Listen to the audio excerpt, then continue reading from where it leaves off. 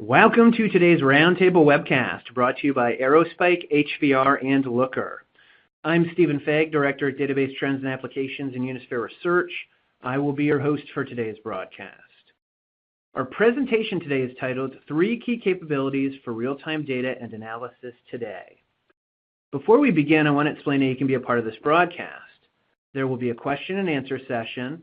If you have a question during the presentation, just type it into the question box provided and click on the Submit button. We'll try to get to as many questions as possible, but if your question has not been selected during the show, you will receive an email response. Plus, one lucky viewer today will win a $100 American Express gift card. The winner will be announced at the end of the event, so stay tuned to see if it's you. Now, to introduce our speakers for today, Brian Bulkowski, Chief Technology Officer and founder of Aerospike, Mark Vandeville, Chief Technology Officer at HVR, and Daniel Mintz, Chief Data Evangelist at Looker. For more information on our speakers today, you can click on the arrows under their headshots. Now I'm going to pass the event over to Brian.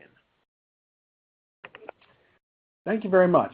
So today we're going to talk about using analysis and the kind of data layers and techniques that we've seen here at Aerospike being popular and successful in a variety of different industries and use cases. If you haven't heard of Aerospike before, we've been in business for about 8 years. We have some very large venture capital funding, and we've had a lot of success, specifically within early days of using ad tech, being the database behind ad tech, for fast decisioning systems. More recently, within telco uses, within use cases in retail, fraud detection, etc. And I'll go through a few of the examples that Aerospike has used. Hopefully that whets your appetite a bit in terms of cases where tens of terabytes of data on the front edge could really impact and improve your business.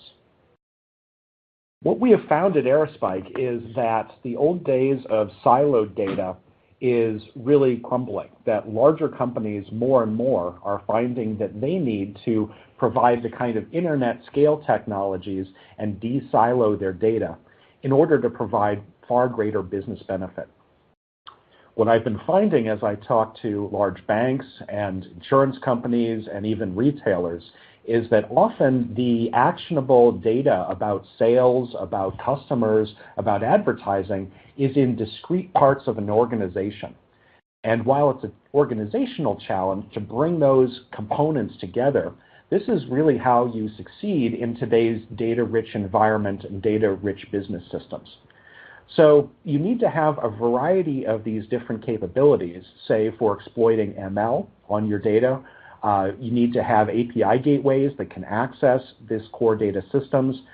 You need monitoring that will be able to do, say, compliance and information control.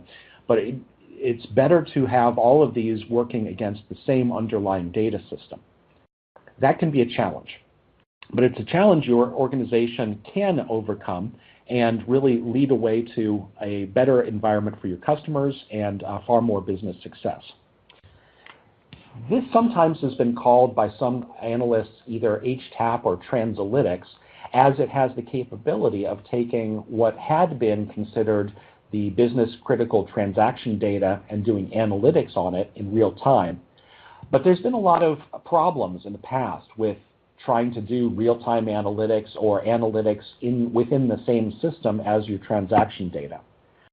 What we've been seeing is a trend that says you still have a pure transactional system, often in a relational database. Now with internet companies, internet-type databases like Aerospike offering full, consistent clustered database access, that can change. But really the capability is taking the data that's just next to it, but is still very much real-time data. Maybe that's page clicks, page views, recent shopping cart data, everything that your customer does. In telco, it's possibly recent calls, data accesses, etc. And so we see on the left of this diagram the kind of batch analytics and classic big data that you might have tended to use. And you see on the right-hand side this new real-time decisioning, which is often the kind of technology you would use, say, Spark for. And then in the middle, you're starting to see really a blend of those two different systems. With the kind of business insights we're talking about that is often called a business transformation, a digital transformation as a part of these business capabilities, we see that there are two main drivers. First of all, there is the load of the internet. Every business these days is an internet business in some way, shape, or form. And so being able to combine those moment-by-moment touches with the more static transactional data really creates a greater, richer, more actionable system for your data intelligence. Secondarily, we are starting to see that just about every Aerospike deployment involves a substantial machine learning component. The key here is that once you have this kind of data online and you add more and more data to it, the machine learning models that you can create and run over those moment by moment become super powerful. And I would say at least half of Aerospike deployments that I know of are using machine learning of one form or another. Maybe they're using Spark frameworks, maybe they've simply rolled their own analysis systems. But really, it's going beyond the old a data lake doing models post-real time, but really trying to do it moment by moment because there are actionable machine learning systems that can be built today. So the data stack ends up looking something like this, and Aerospike is now introducing a new product, which is the Aerospike Real-Time Analysis Framework. The Real-Time Analysis Framework is our product family that will allow any business to be able to step in and do the kinds of actions I was just describing with an easy-to-use software package. Our first release, which is happening right now, has the capability of supporting all of the Spark-oriented tooling that you have today. We chose Spark because of its extensibility, its flexibility, its ability to support SQL-based analysis as well as machine learning. And we have follow-on products, say importing and exporting from Kafka streams, Flink, and a few others coming online shortly. We believe with these pre-packaged integrations, being able to bring those multi-terabyte data experiences into the front edge of your business provides really some great new capabilities that are nearly turnkey. So with our real-time analysis framework, you'll be able to take those business moments, take that business transformation, but do it without having to create entirely new software stacks or fool with large numbers of different software components. The fact that Spark supports SQL is already well known, and it's a tested technology. We're finding that to be a great component of this offering. So what does a real-time analytics stack look like at the data layer? What we have found is that CEP systems, for example, or a Cassandra cluster are commonly used today with this kind of analytics and analysis. However, that is a pretty inefficient system, and it creates a drag on scale due to the large number of servers required. With Aerospike, simply the fact that we are a more efficient database in a similar pattern, it means less hardware. And less hardware often means that you can simply deal with more data volumes and create more actionable intelligence. So at this point, I'd like to just walk through a couple of interesting cases that we've run into in the field. And hopefully, it creates some ideas for your business as well, even if one isn't specifically yours. Risk management in capital markets is a great case of needing real-time analysis. You've got all of the trades coming in, you've got trades settling. Most importantly, you have a book of business, which is your unfilled trades, which have the most counterparty risk. Pre-2008, we all believed in this market you could do your risk analysis overnight, but we found rapidly during 2008 that that was far too slow. Aerospike now has a number of different banks using this kind of system to moment by moment change and understand the risk profile within their business. With this kind of deployment, you need strong consistency and absolute database correctness. You can't have one trade not be part of the calculation, but have it be $1 billion trade that's creating great risk, which is another reason to use a reliable database like Aerospike that is still providing the million transaction per second capabilities that make this kind of system sing.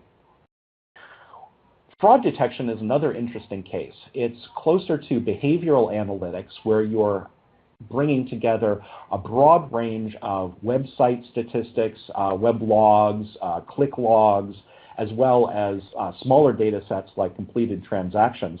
But all of them need to come together, whether it be fraud in trading, whether it be fraud in retail environments, to create a consistent picture. We have a couple of deployments today, very large-scale ones you can read about on the Aerospike system, website. This often now requires tens, if not hundreds, of terabytes of online data to provide really, really great systems. With a fast database like Aerospike, the fraudsters can't try to game and exploit the data layer underlying the fraud system by packing in a bunch of transactions, some of which are fraudulent, to try to overwhelm the system. Within the retail space, recommendation engines have long been worked on and require a lot of domain-specific knowledge within your organization. What has changed today is the capabilities of the recommendation engine on the front edge. We've run into a number of different retailers who have found that their old in-memory half-terabyte RAM systems that could track recent behavior for the last couple of weeks are no longer enough. It is practical these days to be able to keep 12 months worth of data, and it turns out that there's math that can be done in terms of not just card analysis, but full website traversal, detailed advertising information from your campaigns fed from your advertising partners that really can make some far more profitable decisions within your retail engine. Churn prediction within telco has long been approached as an interesting data problem because you have all of the connections, essentially the connected graph of who talks to who and who might churn and what their experience might be. You can look for patterns in how many calls people are placing, as well as different analytics capabilities to be able to create new offers for people, to make sure that their data plan stays reasonable rates, etc. And that's another great case where, with real-time analysis, you can make some great adjustments to your business model. Internet of Things, I believe, is now starting to come of age. And while it was a nascent area for a long time, all of those sensors out in the field, we used to just simply pour into a data lake and do long-term post-analysis. A great case would be, say, a car manufacturer looking at battery substrates and trying to figure out how to tweak their manufacturing process, or a windmill company. There's a classic case from IBM about deciding where to place windmills that is clearly a 6-month-long analytics batch job. However, we're starting to find cases where moment-by-moment decisions in Internet of Things becomes absolutely required.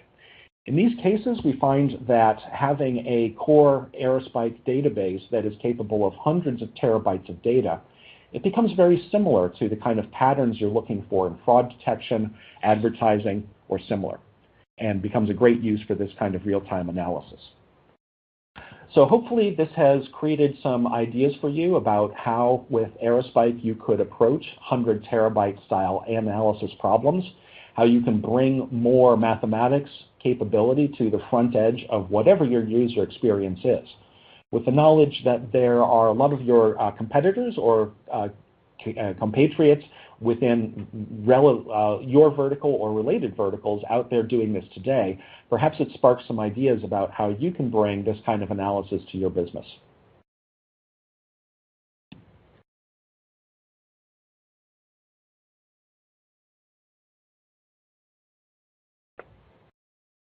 Thank you very much, Brian. At this point, we're going to move on to our next speaker today, Mark Vandevelde, Chief Technology Officer at HVR. Thank you, Stephen, and good day, everybody.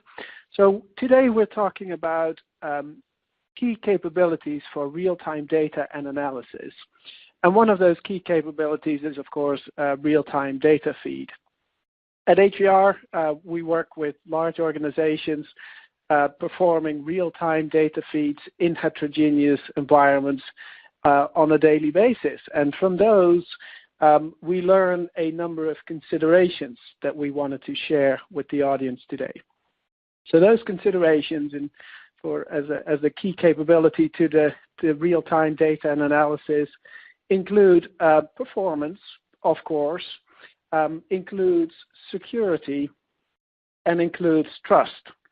So let's dive into those different areas in detail. So the first one is performance. Now, if we think about performance, we think about some of the systems, we think about some of the use cases Brian just described, and we should realize that some of the most important data for your organization still resides in transactional systems. Oftentimes, it may be an ERP system, it may be a supply chain management, it may be CRM, it may be a homegrown system, it may be vertical specific operational system. There may be other data sources like Internet of Things kind of data sources, social media and things like that, but a lot of the data still somehow touches a relational database. In fact, we work with customers who have IoT kind of use cases, and they still have be it a small but still a traditional relational database sitting on the edge and capturing changes in order to move those forward, in order to get real-time data into the customer's hands, into the analysis system. So let's talk about some of the performance requirements, or let's dive into some of the details. First requirement that we see that's out there is log-based change data capture. Why log-based change data capture? First of all, because it's a very non-intrusive way of capturing changes.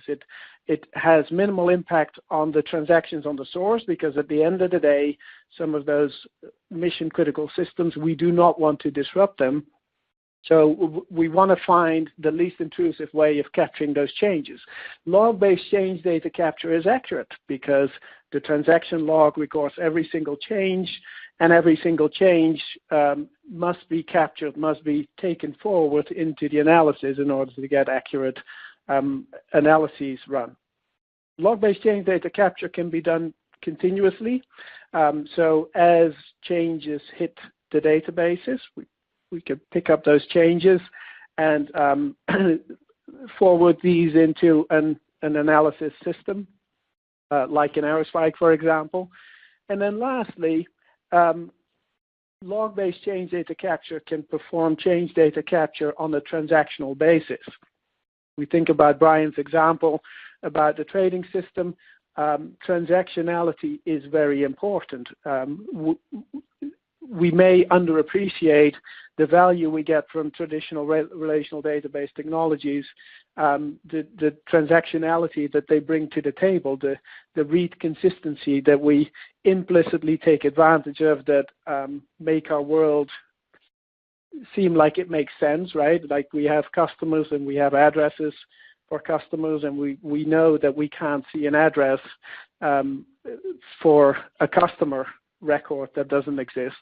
So customers and addresses kind of go together, but they're stored in different objects in the database. And while we take for granted that the relational database, that the database takes care of the transactionality there, but of course that's something that we shouldn't lose as we start performing analyses. We can't have let's say trades happening for organizations that we don't know about, as an example. So on the source side, log-based change data capture is an important factor, but then on the delivery side, where the analysis eventually happens, we need to think about optimized data delivery, because it's great that a transactional system that can perform transactions at a rate of like thousands per second or something like that, it's great that the transactional system keeps up with a load like that. In an analysis system, we often consolidate changes from multiple systems. And quite frankly, not every analytical system is built for the kind of change rate that an operational system is built for. So in order to ensure that we get that we can keep up delivering changes into the destination, we have to think about what that means from a data delivery perspective. We have to leverage the technology strengths. We have to use the best practices to get the data in, because otherwise, on an aggregate basis, we cannot keep up with the data load from the many sources that we try to deliver into the analytical destination. The second consideration for real-time data feeds is security. We often see these days organizations building analytical systems in the cloud. Even if it's not in the cloud, we often see those systems get built in a different data center. There's often a wide area network involved. In many cases, data gets sent across the public internet, and especially for those cases, especially given we hear about data breaches almost on a daily basis, we need to make sure that our data is secure. That means, from a data transfer perspective, introduce encryption. Make sure data is encrypted, encrypted on the wire. Obviously, use SSL, use HTTPS, use those kind of communication protocols in order to transfer the data. But also, if data gets stored, think about the encryption of the data at rest as well, to ensure that the data, even specifically the consolidated data, will not get compromised. Security is also plays a role on the authentication side as well, because as we're passing data around, we will need to make sure that somehow we establish a connection, and that requires an authentication. Think about or consider key-based authentication, using obviously keys that are not shared between systems, that are not generally available.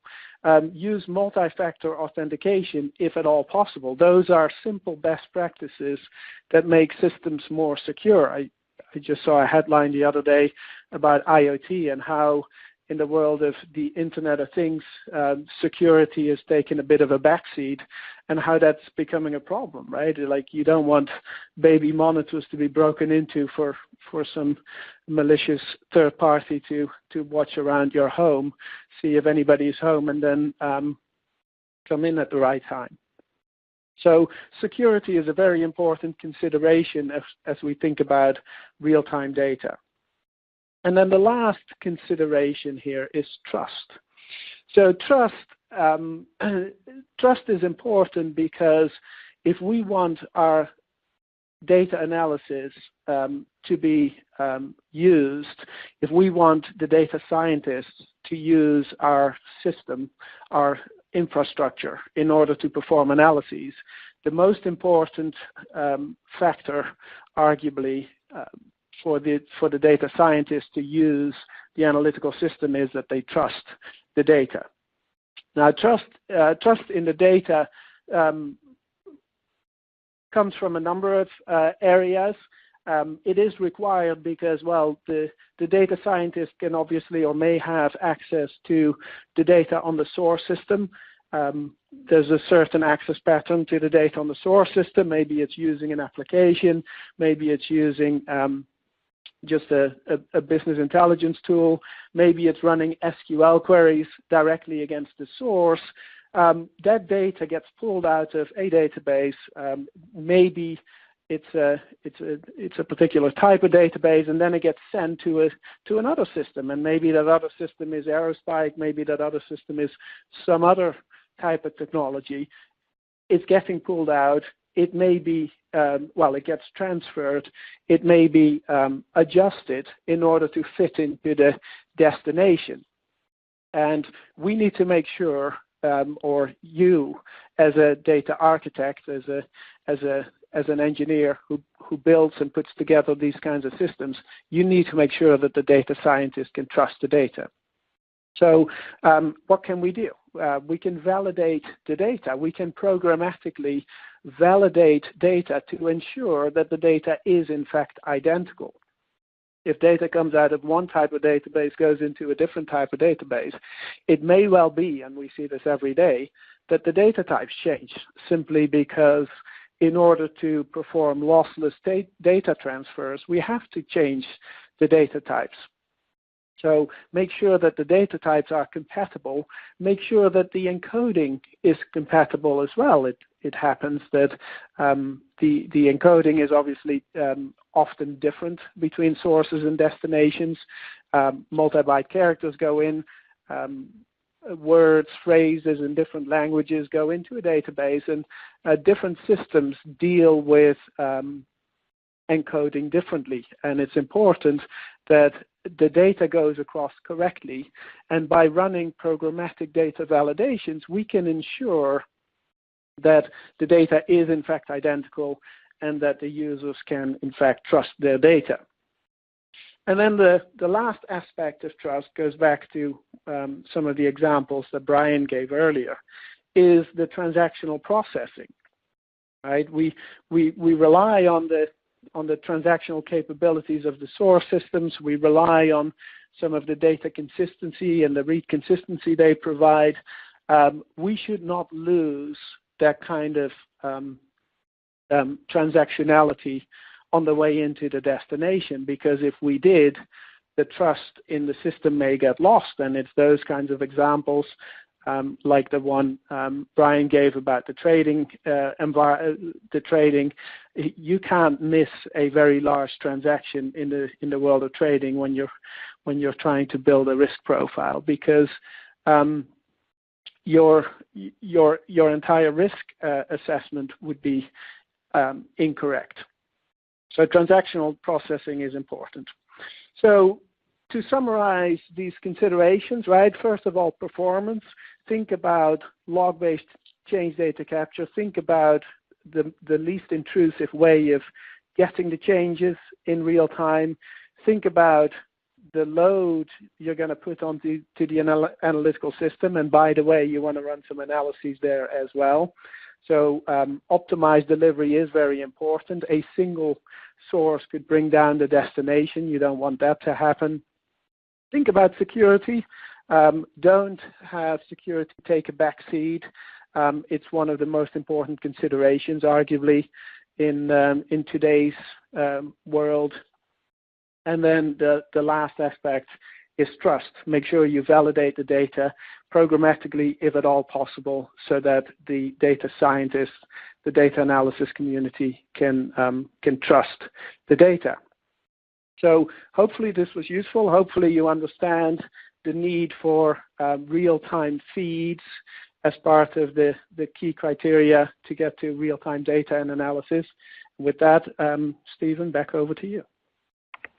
Thank you very much, Mark. At this point in time, I'm going to introduce our final speaker for today, Daniel Mintz, Chief Data Evangelist at Looker. Thanks, Stephen. So yeah, I'm going to actually sort of pull back a little bit and think or talk about, sort of what real-time analytics are good for, right? Sort of at a high level, what are the critical considerations that you need to be keeping in mind as you're thinking about whether real-time analytics can offer the kind of value that you need to make the investment. And so, the first thing to just know is that real-time, as you probably gathered from the first two speakers, is getting a lot easier than it ever was before. It used to be something that required, often its own specialized stack that was independent of everything else that was happening. Maybe you could only answer, one question basically with the real-time system. But real-time analytics, because of the technological advances, because of the cheapness of computing power, the cheapness of storage, the growth in networking, and the ability to ship data at very high speeds across great distances for almost nothing, real-time has gotten a lot easier. And so that's wonderful. It's a great place to start, because it means that companies who could never have afforded real-time before, or had never even thought about it, can actually take advantage of it. But it is important to remember that there are always trade-offs. So one is going to be cost. in general, faster is going to be more expensive than slower. The second is going to be speed, right? So you can pay less and get less speed. And then the third is the flexibility. And I'll talk a little bit more about what I mean there, but the sort of flexibility of the system that you're building is sort of the third axis. So you can get really fast for really cheap, but it's not going to be very flexible. Or you can get very flexible very fast, but you're probably going to pay a lot. So the first sort of top level thing that I'd say is just because something is available doesn't mean you should or need to take advantage of it. Real-time analytics can be immensely valuable, but the place to start is not what cool thing can we do with real-time analytics. It's rather, what parts of our business would benefit from faster analytics, from having data in real time. So stay focused on that business value. What is the business value that you're going to glean from this new project? And sort of start there and then start asking questions. So the sort of critical considerations that I'm going to go through, one is how real time do you need? And I'll talk a little bit about what I mean there. The second is around flexibility, and that's, do you just need to know what's happening, or do you need to know why it's happening too? And then the third is, are there operational use cases? Because those tend to be the most well adapted for real-time data needs. So, on that question of sort of how real-time, this is really, I think, the most important question about real-time analytics. Real-time is not a technical term. There are a wide range of what people would consider real-time. And so if somebody comes to you and says, hey, I need this in real time, the very first thing you should ask them is, what do you mean? Because a lot of the time what they're thinking of is actually not what we would maybe consider real time. It's just faster than what I have now. So it's really important to understand what they actually need from a business perspective before you go building stuff, because otherwise you're apt to over-engineer something, to spend more money and more time building something that's actually faster than they need. So just to think through this in some concrete examples, for server monitoring, right, for checking whether or not, let's say, your website or some servers are performing as you would expect, in this case, real time might very well mean, 10-second latency. You might be okay with 1 minute or 5-minute latency even, but you probably don't need sub-second latency, on this front.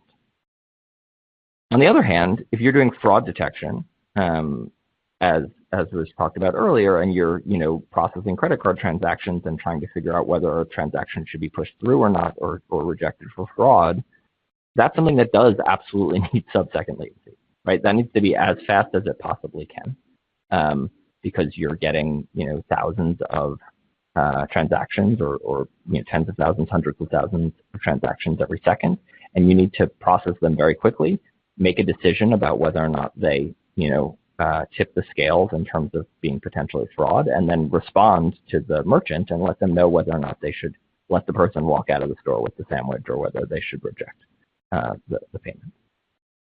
And then a third one is ad campaign trends, and I've worked a bunch in publishing, and so I know that sort of ad campaign trend analysis is something that people who are running ad campaigns really want, and they want it fast. Because they want to be able to make decisions about, where to spend more money, which campaigns to scale up, which to scale down. But this is very much not a thing that you need in sub-second latency. And this is a place where, 10-minute, 30-minute, even an hour latency might be good enough. And often when I get questions from people about, hey, can I get real-time, ad campaign data? What they actually mean is, can I get off the 24-hour ETL cycle that I'm on, or the 1-week ETL cycle that I'm on?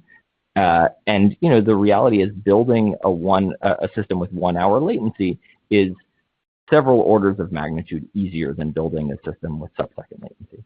And if you don't ask that question up front, you're liable to build something that's actually faster than they really need. So that's sort of the first question is, what do you actually mean by real time, so that you can understand that and build a system that meets their needs. The second question to ask a business person if they're asking for real time is how much flexibility do you need?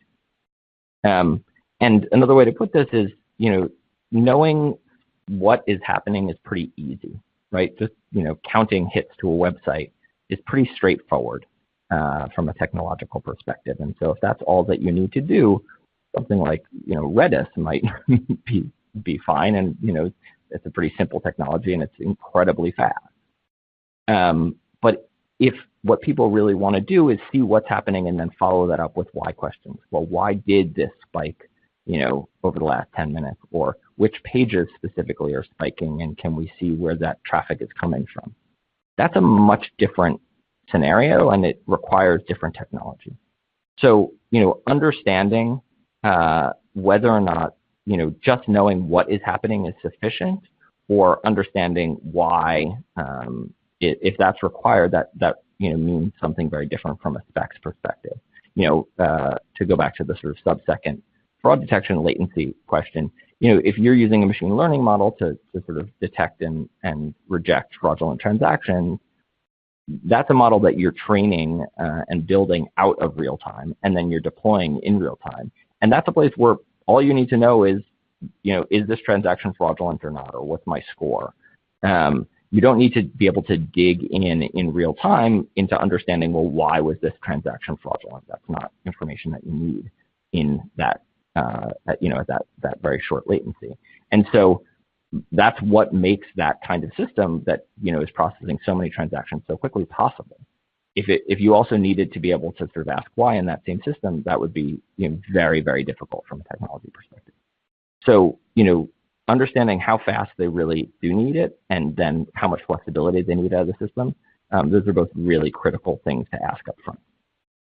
So once you've sort of asked those two things, the third piece is really about operationalization. And, this is both something to sort of ask people who come to you about, whether or not they really have an operational need, but it's also something that can hopefully sort of spur some creative thinking on your part to think about, well, where in your business could you benefit from this kind of real-time analytics? And, operational use cases tend to be a good fit for real-time because operational use cases are about driving decision-making and driving action, right?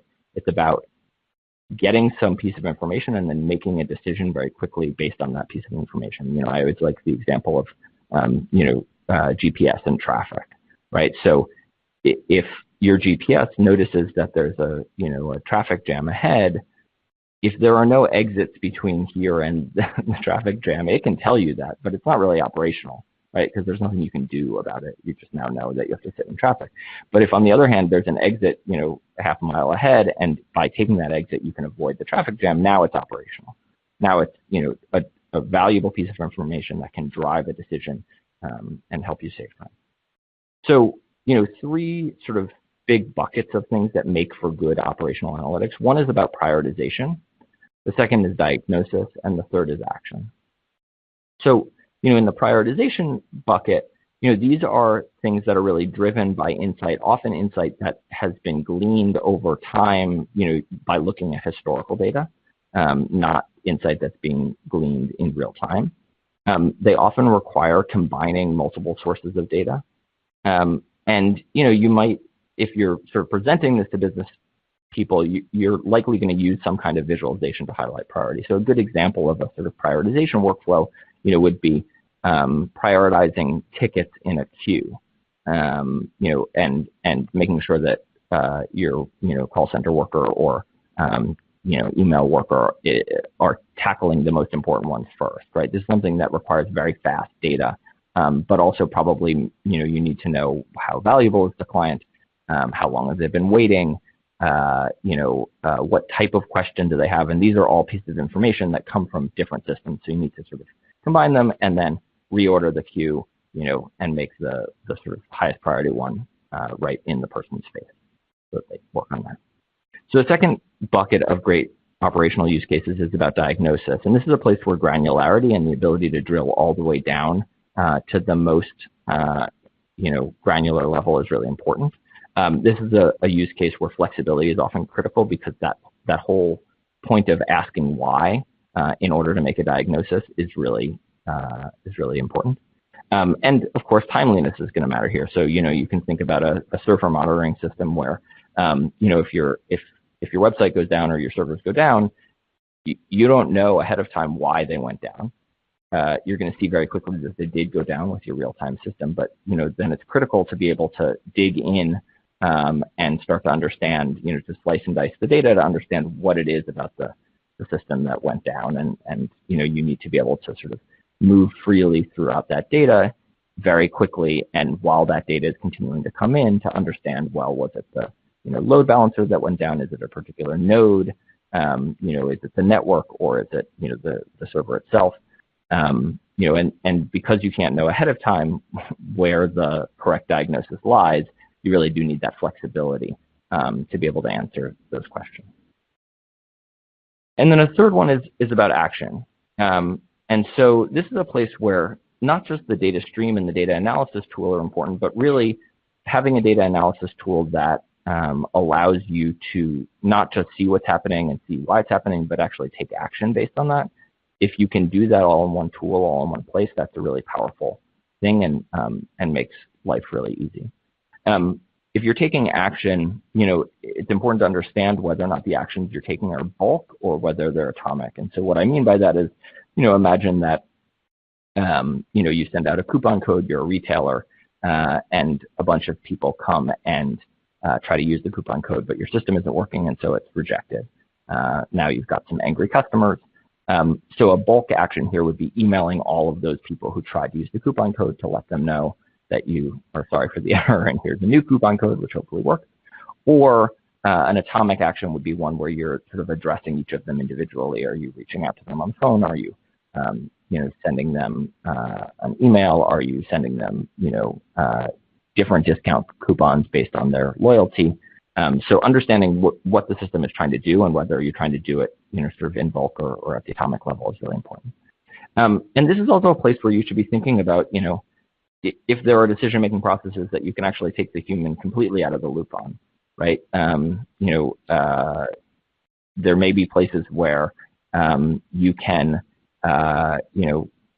build the decision-making system to take in the real-time input from the analytics system and take action without actually having to go to a human. We've got an example of an online thrift store where they have several warehouses that take in sort of consignments and then are trying to sell those clothes online, and based on what is selling or what's not selling, they'll actually discount things at the end, towards the end of every day. So they'll be looking at real-time analytics, using Looker and trying to understand, well, what's not sold yet, and can we reduce the price, and will that help build sales? That's actually something that since it's a recurring thing that they can do, all the system needs is to know which items to discount. They could actually just automate that, right, and take the humans out of the loop and let them deal with something else. So that's a little bit about sort of how I approach the sort of idea and the question of whether or not real-time analytics are appropriate and where they can provide real business value. If you want to learn more, feel free to follow Looker and me on Twitter, or send us an email, discover@looker.com. And with that, I'll pass it back to Stephen. Thank you very much, Daniel. At this point in time, we're going to dive into questions from our viewers today. And the first question is for Brian. Brian, how are companies today combining stream data with transactional data? So the old systems, that's a great question, because the need for data richness really is not a new thing. The capabilities perhaps are new. But how did people do it just slightly before today? Well, one thing that they did would be they would set up a second copy of their database. So they would use a faster relational system. They would cone down their data. That's a common thing. As one of the other presenters said, if you need speed, you could use a small in-memory system like Redis, which would provide you the capability of keeping a very small number of events. So the step really is from using those kinds of systems today, or a very small, almost RAM-based relational system or table that's highly optimized that you can join against. Really, the capability now is to be able to say, really at the same speed of a RAM-based system, let's use Flash and let's get into the tens of terabytes. Understood. Thanks, Brian. Moving on to our next question. This question is for Mark. Mark, how do you manage transactional consistency in the destination system? That's a great question, Stephen. Like I explained, we often start with log-based change data capture on the source. And as we do that, we keep track of the transaction boundaries. Then as we deliver the changes into the destination, we will honor the transaction boundaries. I spoke about leveraging the technology and making sure we use best practices as we deliver into a destination system. And at HVR, we support a multitude of destination technologies, but in all cases, we will have the ability to deliver the changes in a transactional manner, even though we may use, let's say, micro batches in order to apply the changes. And that's a common example. There's a multitude of examples of, let's say, relational databases for analytical purposes that weren't built for the kind of transaction volume that the OLTP databases were built for. So we deliver in micro batches incremental changes, but the final stage of applying the actual changes to the destination tables happens in one single transaction. And with that, we still maintain the transactional consistency because most of the databases will be built using, this goes back to a fairly old but still often and typically honored concept of ACID technology, which allows the database to apply the changes in a single transaction such that other users will not be able to see those changes. Now, we can still do it even in data lake scenarios that we come across a lot, where the destination is, in many cases, a file system. In those kinds of cases, we can use extensibility to essentially publish the data as it's ready, which would be at a transactional point in time. So in all cases, we still manage to propagate the transactionality into the destination system. So I hope that clarifies the question. No, thank you very much, Mark. Appreciate the clarification there. Daniel, our next question is for you. Question is, I'm familiar with Looker, but didn't know people use it for real-time analytics. Do they really? Yeah, that's a great question. So yes, absolutely. Looker sort of comes from a place of real-time analytics in the sense that the very first version of Looker, before Looker even existed, was sort of a hard-coded version built by our founder when he was the CTO of a company that managed call centers. When you saw, a 1-800 ad on TV, they would call these numbers and get routed to home-based operators. And so they had 30,000 home-based operators all over the country. They needed a way to monitor performance and see what was happening. And they needed to do it very much in real time because, if something was wrong with the VoIP line or a particular operator wasn't available, they needed to make changes and make decisions very quickly based on that. So that was the very first sort of alpha version of Looker and was very much real time. But all the way through today, lots and lots of our customers use Looker for real time applications. On top of everything from sort of standard transactional databases like MySQL or Postgres or Aurora to sort of cloud-based, sort of more interesting new transactional high-volume databases like Google Cloud Spanner or MemSQL or Spark Streaming is another one that we see a fair amount of. Or even Druid is another sort of interesting new database that's sort of particularly built for streaming ingest and the ability to deal with data very, very quickly after it's been imported into the database. So, Looker is SQL-based, which means that you're sort of always going to retain that full flexibility. But because Looker is connected directly to your database, the latency that you have in Looker is going to be exactly the same as the latency you have in your database. So as long as you've built a database system and a data pipeline that can ingest that data in something approaching real time, that's what you're going to get in Looker, and lots and lots of our customers are using it for exactly that. Understood. Brian, we're going to circle back to you. question is, do you see a plurality of streaming tools in your customer set? And if so, how might you plan to address them? Sure. Yeah, it's a funny thing about streaming tools and message buses in general. Even though an architecture of a company should really focus on one different enterprise message bus, that's how we used to call message queues.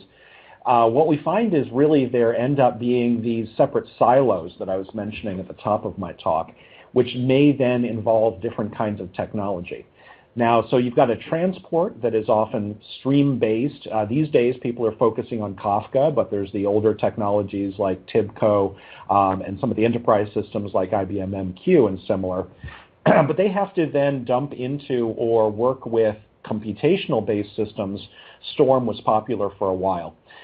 So the way Aerospike is taking a look at these with our new analysis framework is to really think about how to get change notification pumped out of Aerospike and how to then be able to integrate with these variety of systems. Part of this effort is our ability to allow anyone who has a message queue or an internal system to plug into Aerospike's database for change notification efficiently. We will end up shipping Kafka as our first endpoint for change notification, but look forward to working with any partner who has message transport to be able to enable these technologies. Understood. Thanks, Brian. Mark, our next question is for you. What do you see as large transaction volumes for real-time data delivery? That's a great question, Stephen. And the answer to that question is really, it depends on what angle of transaction volume you look at. Of course, there is tables have different sizes, different widths. So depending on the table width, you get maybe multiple or a particular volume of changes can be more rows or fewer rows. The transactions can come in at a rapid rate, or there could be fewer, larger transactions. So the measure that we often use to indicate whether a system is busy or not is really the transaction log generation rate. And of course, you'll see peaks and valleys in the generation rate. But I think a typical busy system that we see, and we have a variety of customers who are at or beyond that level, is like a terabyte of transaction logs in a day. And we've seen on some of the busiest systems, we see peaks of up to 3 terabytes of transaction logs in a day. And that's a lot of data, right? We spoke before about like consolidating data out of multiple systems into a single destination environment. We have customers who literally have hundreds of systems, and some of those are in the terabyte of transaction log in a day kind of range, and we still need to make sure that the destination system can keep up with the transactional system, not just one of them, but in this particular example, literally hundreds of them. And sure, they're not all equally busy, but some of them are, and we still want to run some analyses on the destination data as well. So those are some of the highest volumes that we see, a terabyte to 3-4 terabytes of transaction log changes in a day. Understood. That is definitely on the high side. Absolutely. Okay, so Daniel, we're going to circle back to you. The question is, are there particular technologies that you recommend for storing real-time data? Yeah, I mean, I feel like we've mentioned quite a few throughout the call. I'm not sure that I don't have a particular favorite. There's not, one technology to rule them all. I think there really are, very different technologies that are, and their usage is going to depend on your particular needs. I think there are a number of areas with really interesting things happening in terms of, in memory systems, systems built, for sort of analytic workloads, but particularly for sort of high ingest and fast ingest like Druid, systems that are sort of built to, sit right on top of the message buses, very much sort of, whether it's to talk to Kafka or something like Amazon Kinesis, AWS Kinesis, and its ability to sort of stream data out and operate on that data. So I don't think there's one system to rule them all or one technology to rule them all, but I do think there's a ton of interesting stuff happening, and I think that speaks very much to the sort of underlying architectural and technological changes that are driving this ability to deal with these massive quantities of data in real time while preserving the flexibility to sort of ask new and novel questions. Understood. Thanks for clarifying, Daniel. Brian, our next question is for you. Is a framework or platform necessary to conduct real-time analysis? Yeah, that's a good question, because with Aerospike we are introducing our real-time framework. However, what we found before we introduced this, in the years when people have been using Aerospike for these kinds of fraud detection uses, notably folks like PayPal have a huge amount of Aerospike that they use for fraud detection, have gone public about. They simply write a bunch of Java code, right? It's actually not that hard to simply be able to say, hey, what was this wallet, this device, what did it do last, and simply code their analysis. Or hook up just a library for machine learning without having to do an entire work with a framework. However, what we find is as we are working with more complex environments within large-scale enterprises, it's not simply that they are afraid of writing code or anything like that, far be it. The reality is those environments are fiendishly complicated. Large number of data sources, large number of legacy systems. I was talking to some guys in Chicago that they said they finally got rid of paper tape 3 years ago, and they were currently working on getting rid of 9-track tape out of their data centers. That's a very different world than the internet companies where may not even remember what 9-track tape was all about. So within those environments, really a framework that allows more plug and play, more tested code, fewer chances for errors really has value to folks. So you don't have to do it, but it can really speed a deployment and get things up and running quicker. Understood. Thanks, Brian.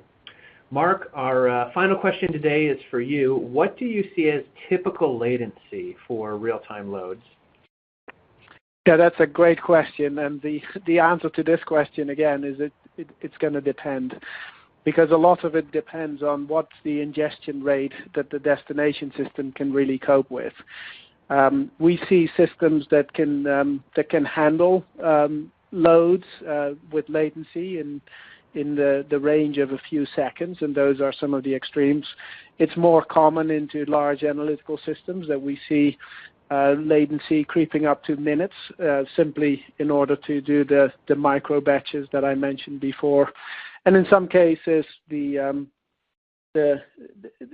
latency goes up to maybe 30 minutes, in some cases up to an hour, something like that. But I would go back to a comment that Daniel made in his presentation. At the end of the day, you need to decide from an organization's perspective, what's the business value, what is the real requirement, and in many cases, it doesn't have to be sub-second or seconds of latency. In many cases, minutes, or in some cases, a couple of hours is still a lot more real time than it's traditionally been. And I think with that, there's lots of options, there's lots of capabilities out there that are available to our users today.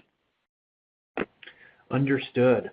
That's all the time we have for questions today. We apologize that we weren't able to get to all your questions, but as I stated earlier, all questions will be answered via email.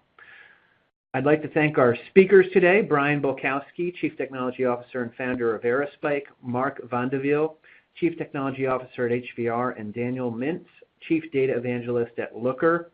If you would like to review this presentation or send it to a colleague, please use the same URL that you used for today's live event. It will be archived, and you'll receive an email tomorrow once the archive is posted. Plus, if you would like a PDF of the presentation, you can click on the resource icon at the bottom of your console. Now, as we stated earlier, just for participating in today's event, someone would win a $100 American Express gift card, and the winner today is Daniel Walton. Daniel, we will be in touch via email so you can claim your prize. Thank you everyone for joining us today, and we hope to see you again soon.